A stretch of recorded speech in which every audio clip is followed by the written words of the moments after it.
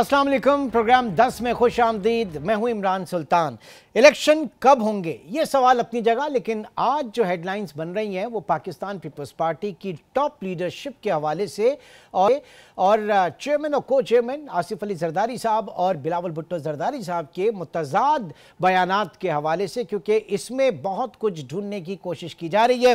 बिलावल भुट्टो आज बदीन में थे और कल इससे पहले मीडिया में बात करते हुए और आज भी उन्होंने इस बात को कहा कि जो है वो 90 दिन के अंदर होना चाहिए, और CEC के जो उनकी कमेटी है उसके अंदर भी यही बात हुई थी कि जो आइन कहता है उसी हिसाब से इलेक्शन होने चाहिए। जबकि जरदारी साहब का एक स्टेटमेंट सामने आया जिसमें उन्होंने कहा कि इस वक्त मईशत को फौकियत देनी चाहिए, सियासत के बजाय मईशत को फौकियत देनी चाहिए, और SIFC यानी स्पेशल इन्वेस्टमेंट फैसिलिटेशन काउंसिल के तहत जो मुआशी मंसूबे हैं उनको जल्द अज जल्द मुकम्मल किया जाए। उन्होंने इलेक्शन कमिश्नर, इलेक्शन कमीशन और मेंबर्स के ऊपर अपने एतमाद का इजहार भी किया। अब कहा यह जा रहा है कि क्या कुछ इख्तलाफात हैं या महज ये हेडलाइंस हैं और ये के अंदर तूफान होता है वो देखने की कोशिश की जा रही है। मुजम्मिल सोहरवर्दी साहब सीनियर सहाफ़ी तज्ज़ियाकार हमारे साथ मौजूद हैं। सोहरवर्दी साहब, किस तरह से देख रहे हैं इस वक्त, क्योंकि हेडलाइंस जो हैं अब ज़रा इसके ऊपर फोकस्ड हो गई हैं, और सवाल यह है कि अगर बिलावल भुट्टो जिनका ये कहना है कि घर के मामलों में मैं जरदारी साहब के बात मानने का पाबंद हूँ, लेकिन सियासी फैसले में CEC और पार्टी के मुफाद को देखकर करूंगा, क्या कहेंगे आप? देखें, ये पीपल्स पार्टी में कोई नई बात नहीं है।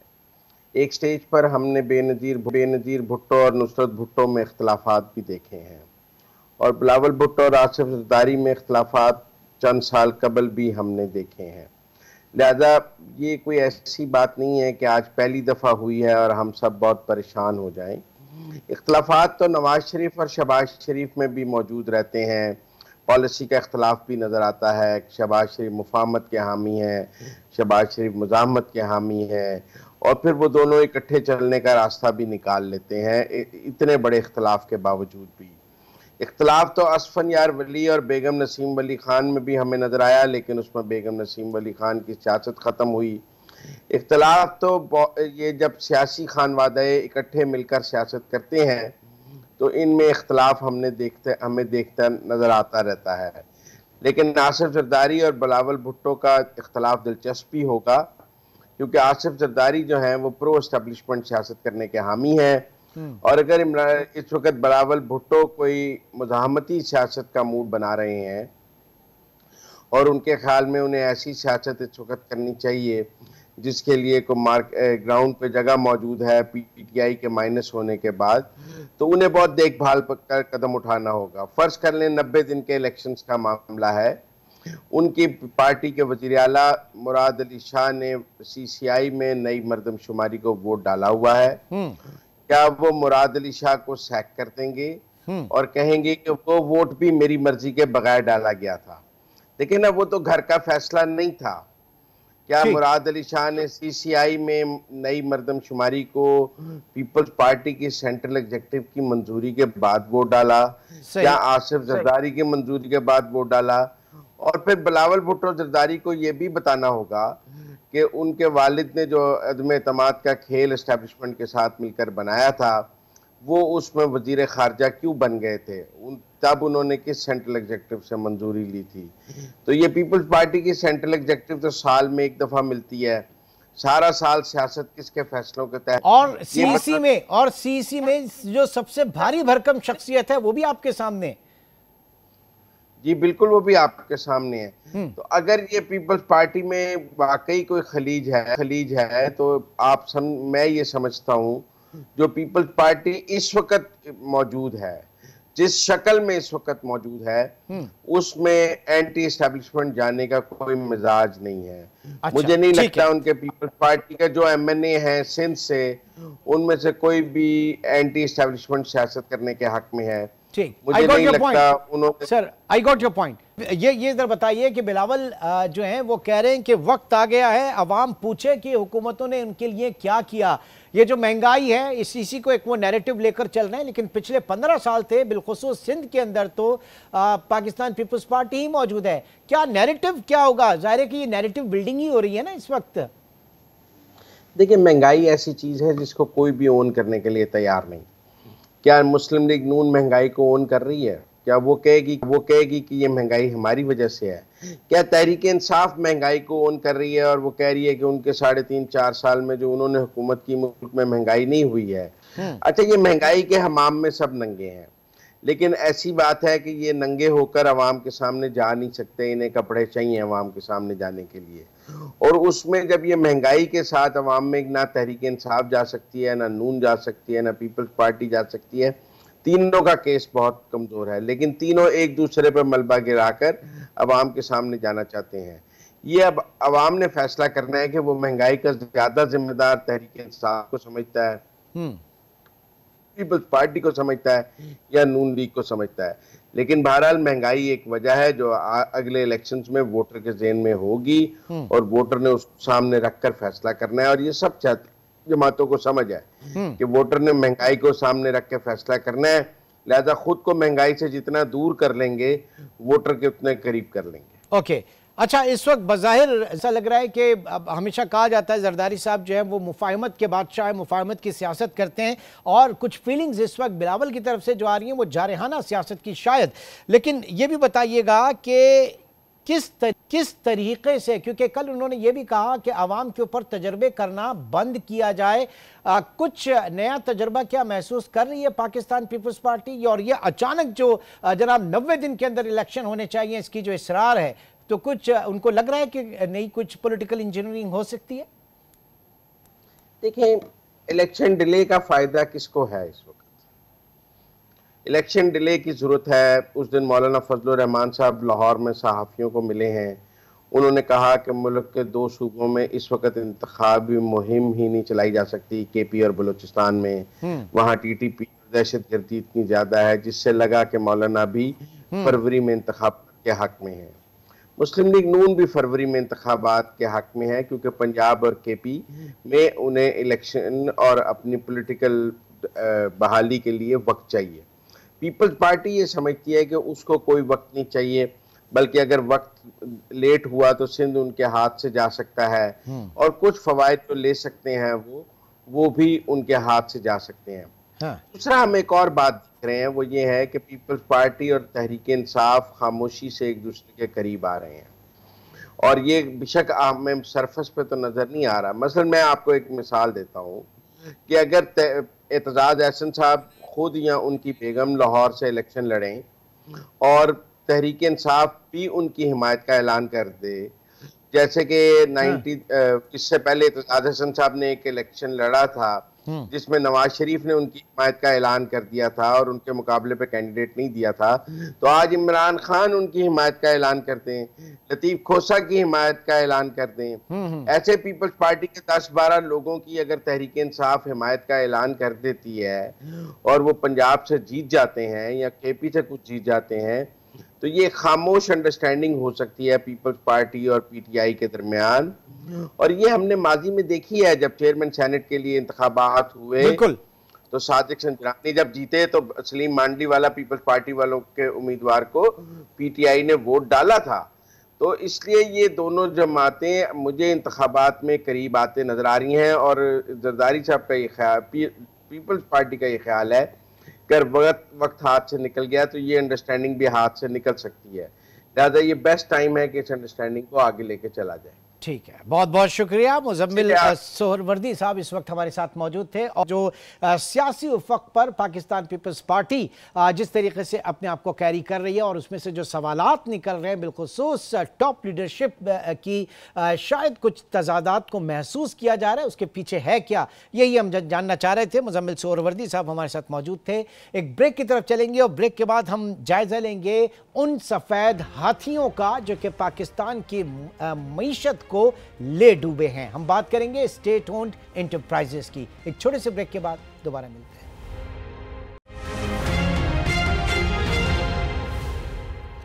Welcome back. नाज़रीन, दुनिया भर में एक रूल है कि हुकूमतों का काम कारोबार करना नहीं बल्कि कारोबार के लिए कंड्यूसिव माहौल और पॉलिसीज़ फराहम करना होता है, पॉलिसी फ्रेमवर्क फराहम करना। बल्कि यहाँ पर हम देख रहे हैं कि उल्टी गंगा बह रही है।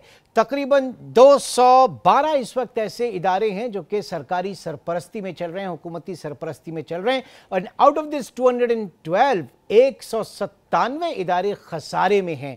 ये वो बड़े इदारे हैं जो पाकिस्तान की मईशत पर इस वक्त एक बहुत बड़ा ड्रेन है, बहुत बड़ा बोझ है, और कहा जा रहा है कि तकरीबन सालाना 458 अरब रुपए इनको सिर्फ चलाने के लिए इनके ऊपर खर्च किया जाता है, जिसमें नेमली जो बड़े बड़े नाम हैं उसमें PIA है, वापडा है, पाकिस्तान रेलवे है और स्टील मिल। और स्टील मिल की हालत यह है कि सन 2015 से for all practical purpose Pakistan steel mill बंद है, लेकिन उसके मुलाजमीन को आज भी तनख्वाहें और मराहत अदा की जा रही हैं पाकिस्तानी टैक्स पेयर के पैसे से। इससे हमें जान छुड़ाना होगी। क्यों जान नहीं छुड़ाई जा सकी और हम क्यों एक ऐसा कंड्यूसिव माहौल पैदा नहीं कर सके कि पाकिस्तान में कारोबार, बिजनेसेस फरोग पाएं, और उल्टी यहां पे हम सूरत ये देख रहे हैं कि एक बहुत बड़ा पाकिस्तान की मईशत के ऊपर ये वाइट एलिफेंट, सफेद हाथी जो है बोझ बने हुए हैं। ये जानेंगे इस वक्त साबिक मेंबर प्राइवेटाइजेशन बोर्ड जफर सुबानी साहब हमारे साथ मौजूद हैं। जफर साहब, बहुत शुक्रिया आपके वक्त का। सबसे पहले SIFC के हवाले से बहुत बात की जा रही है, स्पेशल इन्वेस्टमेंट फैसिलिटेशन काउंसिल और इसकी एपेक्स कमेटी के जो इजलास हुए उसमें बहुत ज़्यादा फोकस इसके ऊपर भी कहा गया कि जनाब ये जो वाइट एलिफेंट्स हैं, जो खसारे के हामिल सरकारी इदारे और महकमे, इनको ख़त्म किया जाए। क्या अपडेट्स हैं आपके पास इस वक्त? आज टीवी पे लिया।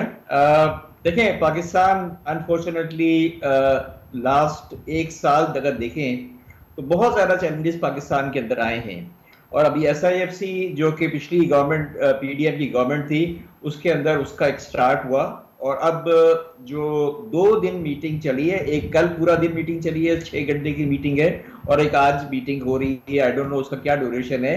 ये बहुत ही एक खुशाइन चीज़ है आपकी। आपने अपने प्रील्यूड में ये कहा था कि सरकार को तकरीबन 500 बिलियन रुपए हर साल जो है वो खर्च करने पड़ते हैं। ये नंबर करेक्ट कर रहे हैं। ये नंबर अगर गारंटीज और दूसरी चीजों को ऐड कर लें तो तकरीबन 1000 बिलियन के ऊपर बनता है हमारा, और ये हम अफोर्ड नहीं कर सकते हैं कि हमारे जहां पे खर्चे होने चाहिए एजुकेशन के ऊपर, हेल्थ के ऊपर और आपके इंफ्रास्ट्रक्चर के ऊपर, वहां उस जगह की बजाय हम ये करें। सरकार का कोई काम नहीं है बिजनेस करने का। आप देख लें कि बैंक नेशनलाइज हुई थी आपका 72 के अंदर, और इनकी प्राइवेटाइजेशन जो है वो शुरू हुई 95 से लेके 2006 तक का। अब ये इदारे देख लें, हबीब बैंक का इदारा, UBL का इदारा, बाकी इदारे देखें, they are jewelling the crown, they are making माशाल्लाह huge contribution to the masses, to the stakeholders। आप उनका टेलीकॉम सेक्टर है सर, टेलीकॉम सेक्टर की मिसाल है आपके सामने। जी बिल्कुल।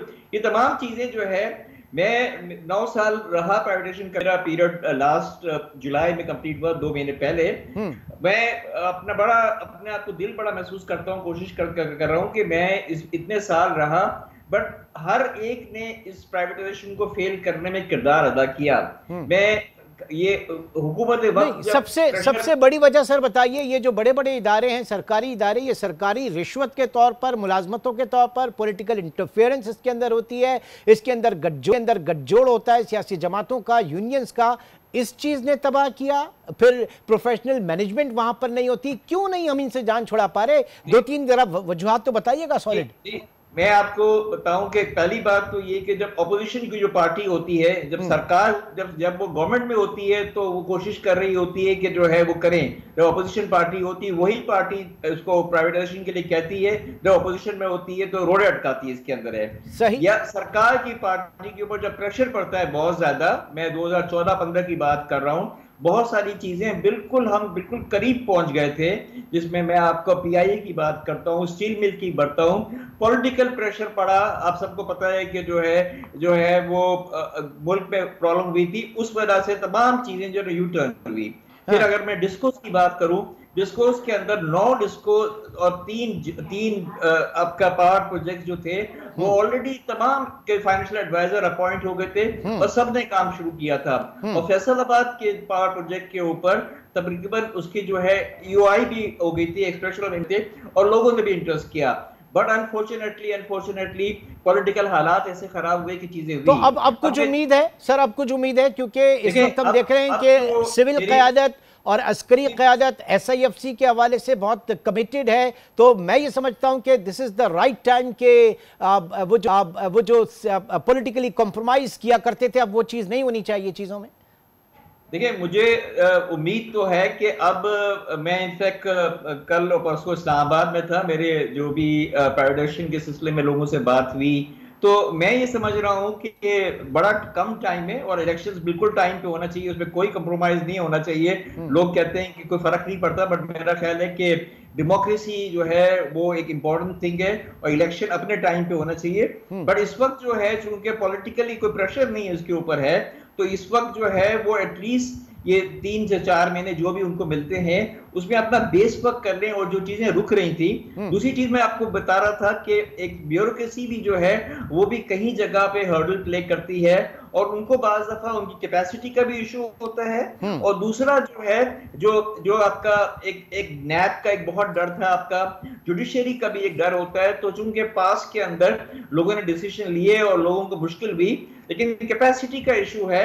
और हर चीज में मैंने देखा है कि कोई चीज भी आगे चल रहे होते हैं तो कमेटियां बनती हैं, जलेबियों की तरह बनती है। मैं एग्जांपल दे दूं कि जो नेशनल पावर पार्क जो है वो बहुत ही आसान प्रोजेक्ट था। जब ये दूसरा दौर जब शुरू हुआ 2018 में, वो हम प्रोजेक्ट कर रहे थे और बड़ा क्लियर था कि जो है ये जो 2 बड़े प्रोजेक्ट हैं, पाकिस्तान को इसके ऊपर तकरीबन 1.5 बिलियन से लेकर 2 बिलियन रुपए, 2 बिलियन डॉलर, सॉरी नॉट ये 1.5 बिलियन से 2 बिलियन डॉलर आराम से मिल जाएंगे। बट उसके अंदर भी मैं ये कहूं कि जो है, जो जिस तरीके से चीजों को मुश्किल की गई, एक डिसीजन था आपका गैस का सप्लाई का था जिसमें बहुत सारे स्टेक होल्डर्स इफेक्ट थे। ECC के अंदर डिसीजन होता था आपका, बट उसकी इम्प्लीमेंटेशन नहीं होती थी। और फाइनली क्या हुआ कि कोविड भी आ गया। ठीक है, अच्छा अब ये बताइएगा कि इस वक्त मौजूदा सूरत हाल में जरा इसको प्रायोरिटाइज करना होगा कि कौन कौन से इदारों को निचकारी की जाए, उनको प्राइवेटाइज किया जाए, उनको फरोख्त किया जाए, और कौन कौन से ऐसे इदारे हैं जिनको प्रोफेशनल मैनेजमेंट के हवाले कर दिया जाए, नॉन पॉलिटिकल हो, नॉन बायस्ड हो, अनबायस्ड मैनेजमेंट जो है वो उसको आगे लेकर चले। तो ऐसे लोग हैं पाकिस्तान में जो कि प्रोफेशनली इन इदारों को चला सकते हैं, सिर्फ एक कमिटमेंट की जरूरत है। जी बिल्कुल। इस वक्त ज्यादा जो काम हो रहा है, CCOP की एक मीटिंग जो थी वो 3-4 दिन पहले भी थी, तो उसके अंदर एक तो उन्होंने अपडेट दिया जो कि ओपन प्रोजेक्ट चल रहे थे। इसके अलावा जो जोर दिया वो डिस्कोर्स के ऊपर है। डिस्कोर्स जो है वो आपको बिल्कुल पता है कि रिकवरियां होती है। इस वक्त जो है ना कुंडा लगा हुआ है, आप देखें 2 दिन से छापे पड़ रहे हैं, तो ये छापे तो पहले ही पड़ सकते थे ना, आपका सही नई स्पेस जो है। तो डिस्कोर्स के ऊपर 4-5 तरीके से प्लान कर रहे हैं। एक IPO बेस को भी हम बात कर रहे हैं, प्लस प्रोविंसेस को देने की बात कर रहे हैं, जो मुझे नहीं पता प्रोविंसेस की कैपेसिटी। वैसे भी अनफॉर्चुनेटली 18 अमेंडमेंट के बाद बिल्कुल ही जो है उनके पास क्योंकि इतने पैसे आ रहे हैं उस पर वो काम नहीं कर पा रहे हैं। प्लस जो है वो एक मैनेजमेंट, नहीं पैसे तो आए, वसाइल आ गए सूबों के पास, लेकिन उन्होंने अपनी सिटी बिल्डिंग है उसके ऊपर काम नहीं हुआ है। उन्होंने हाथ छोड़ दिए ना। आप जब उनके पास टनों के हिसाब से पैसे आएंगे और वो चीजें स्पेंड करते, अपने रेवेन्यू अर्न करते, वो बिल्कुल फेडरल के ऊपर डिपेंडेंट हो गए और फेडरल का भी जो बजट था वो बहुत कम हो गया। ऐसा नहीं होना चाहिए था। ये चीज अच्छी थी 18 अमेंडमेंट कि आप जो है डाउन द लेवल आप तालीम का है, एजुकेशन का करें, बट इट नॉट मींस कि आप बहुत ज्यादा आप जो है कंप्लेसेंट हो, आपकी कैपेसिटी नहीं है डिलीवर करने के लिए।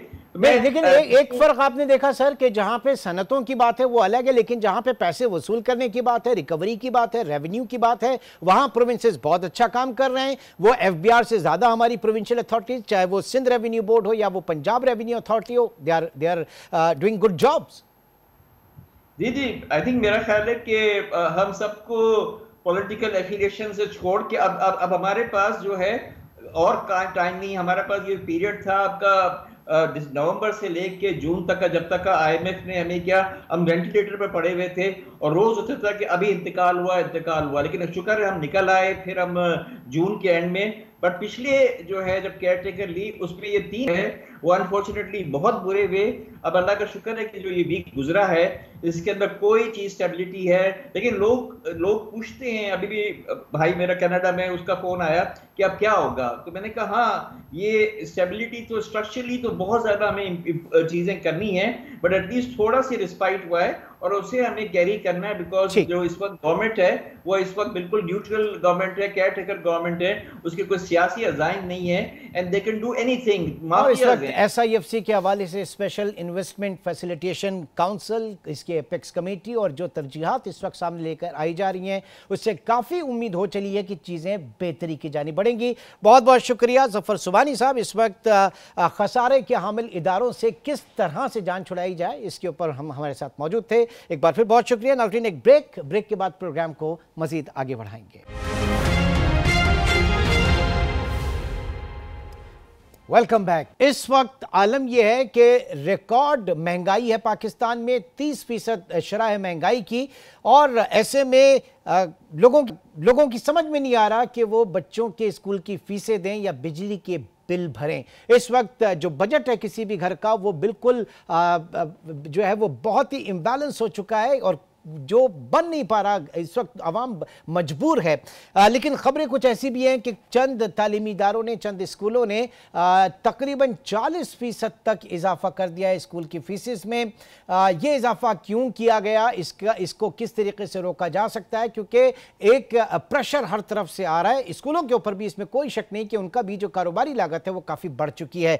अलीम कुरैशी साहब मौजूद हैं, आप माहिर तालीम हैं, चेयरमैन हैं federation of private schools Pakistan के। अलीम कुरैशी साहब, बहुत शुक्रिया आपके वक्त का। सबसे पहले तो ये कि ये जो खबरें हैं कि स्कूलों ने मनमाना इजाफा कर दिया फीसों में, ये जस्टिफाई करता है कहीं से? वालेकुम अस्सलाम जनाब, शुक्रिया कि आपने मुझे लाइन पे लिया और जज़ाकल्लाह। ये इसमें कोई शक नहीं है कि जिन स्कूलों ने 40% जैसे कि आप बता रहे हैं कि इजाफा कर दिया है अपनी फीसों में, चंद स्कूलों ने, ये इंतहाई नाजायज है, गलत है। हमें जो डायरेक्टरेट की तरफ से इंस्ट्रक्शंस हैं और फीस बढ़ाने की जो इजाजत दी गई है वो 5% है, 5% है। लेकिन ये भी अपनी जगह एक हकीकत है कि देखें इन्फ्लेशन जो है पाकिस्तान 29.6% है जी, ठीक है ना, तकरीबन 30% समझ लें आप इन्फ्लेशन है। पेट्रोल में कितना इजाफा हो गया, उसकी वजह से हर चीज में इजाफा हो गया है। स्कूल जो मालिकान हैं वो जो किराए की बिल्डिंग में हैं, उनकी किराए की अक्सर जो है रिवाइज कर दिए गए हैं, किराए डबल तकरीबन कर दिए गए हैं। यूटिलिटीज बिल में इजाफा हो गया है, बिजली का आपको पता है किस तरह इजाफा हो गया है, पेट्रोल में कितना इजाफा हो गया, उसकी वजह से जैसा कि मैंने कहा कि हर चीज में इजाफा हो गया है। लेकिन हमारे यहाँ गवर्नमेंट ने अभी तक स्कूलों को सिर्फ % पे रखा है कि सालाना 5% फीस बढ़ा सकते हैं। सर 5 का 10% हो सकता है कुरैशी साहब? 10%। हम तो ये गुजारिश करते हैं कि 10% इजाफा किया जाए। हाँ। लेकिन जिन स्कूलों ने 40% बढ़ा दिया है, वालिदैन पे इतना बोझ डालना ये नाजायज है, ज्यादती है। नहीं तो कोई फोरम नहीं है उनके खिलाफ जाने का? कोई फोरम नहीं है पाकिस्तान में? पाकिस्तान में फोरम है, बिल्कुल। मिनिस्ट्री है, मिनिस्ट्री ऑफ एजुकेशन है, डायरेक्टरेट है सिंध के अंदर, directorate of private school Sindh, तो रजिस्ट्रार है, DG है। लेकिन जरूरी है कि वालिदैन अप्रोच करें। एक सर्वेलेंस का निज़ाम उस लेवल के ऊपर भी होना चाहिए, मॉनिटरिंग होनी चाहिए हर स्कूल की, स्पेशली प्राइवेट स्कूल्स के हवाले से, उनके करिकुलम के हवाले से, उनकी मैनेजमेंट के हवाले से, फीसों के हवाले से, ये सारी चीज़ें। ये तो अगर कोई जाके वहाँ शिकायत करेगा तो उसको रजिस्टर किया जाएगा, उनका अपना एक प्रायर एक्शन कहाँ है? जी हाँ, बिल्कुल आप सही कह रहे हैं कि एक फोरम होना चाहिए और वो फोरम के ऊपर पेरेंट्स जो है शिकायत अपनी दर्ज कराएं। वैसे तो आजकल सोशल मीडिया का दौर है और पेरेंट्स पहुंच ही जाते हैं, डायरेक्टरेट पहुंच जाते हैं, शिकायत दर्ज कराते हैं। नहीं, डायरेक्टरेट के लोग क्यों नहीं पहुंचते ऐसी जगहों पे? सर मैं ये कह रहा हूं कि जरूरी है कि वालिदैन ही शिकायत करें, एक मॉनिटरिंग भी तो होनी चाहिए कि कौन किस हिसाब से। डायरेक्टरेट को तो पता ही नहीं होता ना, डायरेक्टरेट को पता नहीं होता कि कितना इजाफा किया है किसी स्कूल ने। अब बड़े स्कूल है, मैं नाम लेना तो नहीं चाहता, जो रिप्यूटेड स्कूल्स हैं वो तो उनकी अब तो मनमानी है, वो तो मनमानी करते हैं, कर रहे हैं, उनका तो कोई हिसाब किताब ही नहीं है। अच्छा, फिर एक मुझे याद है कि एक ये भी वर्डिक्ट था कि पाबंद नहीं किया जाएगा कि मखसूस शॉप से या स्कूलों से ही कोर्स लेने के लिए, किताबें लेने के लिए, कॉपीज और आपके यूनिफॉर्म्स और ये सारी चीजें, लेकिन ये भी खुल्लम खुल्ला चल रहा है सारे स्कूलों में। ये भी चल रहा है, ये भी गलत है। यूनिफॉर्म भी दिया जा रहा है बाद स्कूलों में। मैं सब स्कूलों की बात नहीं कर रहा हूँ, ऐसे कोई स्कूल नहीं है। बाद स्कूल ऐसे हैं, लीचड़ हैं, मैं माजरत के साथ, कि जो यूनिफॉर्म भी देते हैं, बस्ता भी देते हैं, किताबें भी देते हैं, तो ये सारी चीजें करते हैं। लेकिन एक हकीकत है इसके अंदर ये भी कि अगर स्कूल किताबें नहीं देते तो पेरेंट्स जाते हैं उर्दू बाजार में किताबें नहीं मिल रही, पेपर नहीं मिलता, पब्लिशर को शिकायत है कि जी पब्लिशर्स के पास पेपर नहीं होता, हर पब्लिशर के पास किताबें शॉर्ट होती हैं, बच्चा बैठा रहता है 2-2 3-3 महीने उसके पास किताब नहीं होती। इसका क्या किया जाएगा? सही, ये तो स्कूल अरेंज कर लेता है, पब्लिशर से पहले से अरेंज कर लेता है। अच्छा, ये बताइए, आप जस्टिफाई कर रहे हैं इस वक्त कि महंगाई है, सब कुछ है, सारी चीजें, कारोबारी लागत बढ़ गई, लेकिन उस प्रोपोर्शन के हिसाब से स्कूलों ने अपने असातिज़ा की तनख्वाहों में इजाफा नहीं किया। होना तो ये चाहिए था ना, फिर असातिज़ा की तनख्वाहों में भी इजाफा होता। असातिज़ा की तनख्वाह में इजाफा होना चाहिए, इजाफा किया है, ऐसी बात नहीं है, स्कूलों ने तनख्वाहों में इजाफा किया है, वरना टीचर छोड़ के दूसरे स्कूलों में चली जाती है। कहाँ मिलती है जॉब सर? आजकल जॉब कहाँ मिल रही है? लोग, आप जरा देखें ना, आप खुद आपके नहीं, ऐसा नहीं है। मेरे पास पोर्टल बने हुए हैं, मुख्तलिफ स्कूलों लोगों ने पोर्टल बनाए हुए हैं, सिविल लाइन ऑफ टीचर्स का पोर्टल बना हुआ है, मतलब वहां पर देखें किस कदर टीचर्स की जॉब्स हैं और टीचर्स नहीं है। तो federation of private schools Pakistan, अगर वालिदैन को कोई शिकायत है तो वो federation of private schools Pakistan के फोरम पे नहीं है। मेरे पास शिकायत आती है, उसका हम इजाला करते हैं, कोशिश करते हैं, स्कूलों से राब्ता करते हैं, मसलों को हल कराते हैं। अलीम कुरैशी साहब इस वक्त हमारे साथ मौजूद थे, बहुत शुक्रिया आपके वक्त का। उनका ये कहना है कि जो इजाफा कर रहे हैं, जो इजाफा गवर्नमेंट की तरफ से अलाउड है वो 5% है, इससे ओवर एंड अबव अगर कोई जा रहा है तो प्लेटफॉर्म्स मौजूद हैं, कोर्ट ऑफ लॉ मौजूद है, डायरेक्टरेट मौजूद है, ऐसे वालिदैन वहाँ पर जाके उन स्कूलों के खिलाफ शिकायत दर्ज करा सकते हैं और उनका अपना प्लेटफॉर्म भी जो है वो इस हवाले से मौजूद है। आज के प्रोग्राम के हवाले से हमें फीडबैक ज़रूर दीजिएगा। इंशाअल्लाह आपसे कल मुलाकात होगी, अपना बहुत ख्याल रखिएगा। अल्लाह हाफ़िज़।